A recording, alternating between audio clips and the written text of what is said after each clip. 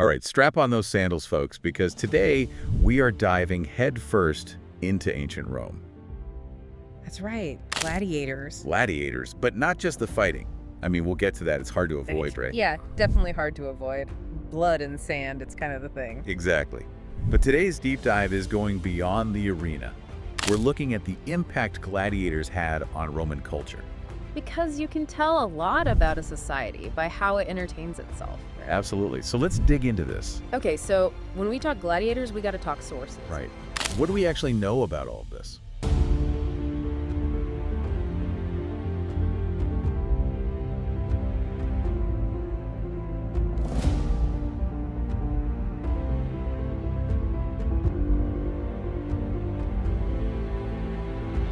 Well, we've got a few things. Like what? We've got accounts from the time, writers and historians who talked about the games. Okay, so first-hand accounts. Sort of, yeah. Yeah. We've also got archaeological evidence, like the Colosseum itself, obviously. Oh, right. I mean, you can't miss that. Exactly.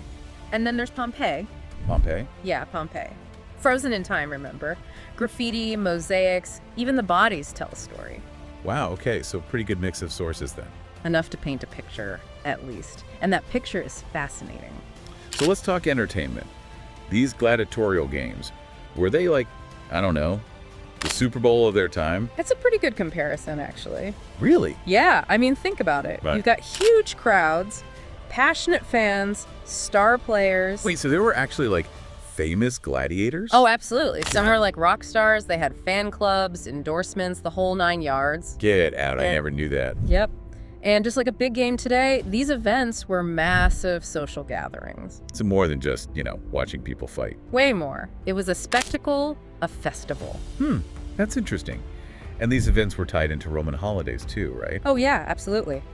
Games were part of religious festivals, victory celebrations, even political campaigns. Wow, so gladiators were literally everywhere. It's like, could you imagine a political rally today with a gladiator fight in the middle of it? Can you imagine the ratings? I don't even know. It's wild to think about, right? But it shows you just how deeply embedded these games were in Roman life. Okay, so we've got these massive events, famous gladiators, holidays, politics, but there's another layer to this, isn't there? Oh yeah, there's a lot more to unpack. I'm talking about female gladiatresses, Have you right? been doing your homework? Had to. This stuff is fascinating. So what's the deal with women in the arena? Seems kind of unexpected, Definitely not the norm. Female gladiators were rare, for sure. but they did exist. Oh yeah, we have evidence. Accounts from the time, even depictions in art. So what do we know about them? Did they fight men? Each other? That's where things get tricky. The sources are a bit vague, Historians disagreeing as always. pretty much. Some think they mostly fought each other, maybe as a novelty act. Okay, that makes sense. But it's also possible they went up against men, at least sometimes. Wow, can you imagine? Pretty badass, right? Totally. And what does this tell us about women in Roman society? Well, it definitely challenges some assumptions. These women were breaking boundaries. Right, like you don't picture a female gladiator when you think ancient Rome. Exactly. So it shows us there was more complexity to gender roles than we might assume. Really interesting. Okay, another thing that blew my mind.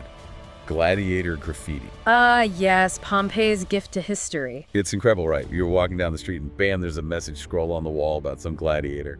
It really shows you their star power. Like, imagine seeing Spiculus for Emperor on the side of a building. Or like, Phraex is the goat. Exactly. It's like ancient fan art. And it gives us a direct connection to the people who are actually there cheering for these guys.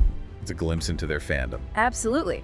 And it's not just graffiti. We've got mosaics, statues, all depicting gladiators in action. Right. Like they were more than just fighters, they were art subjects. Exactly. And the way they're depicted can tell us a lot about different gladiator types, fighting styles, even the public's perception of them. So it's like the art itself becomes a source. Exactly. We can analyze the style, the pose, the weapons, and learn something about how these gladiators were viewed. Were they heroes, villains, celebrities? So many questions. And that's what makes this so fascinating, right? There's always more to learn.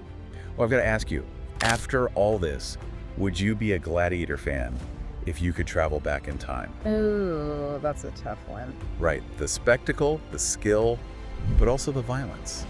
It's a lot to grapple with. I think it would be impossible not to be drawn in by the energy, the excitement. But then, you're watching people fight to the death. Exactly. It's a reminder that entertainment can be complex, even disturbing. And it forces us to confront our own values. What do we find entertaining? What are we willing to accept? Really makes you think. It does, and it makes you wonder how much of that gladiatorial spirit still exists in us today. What do you mean?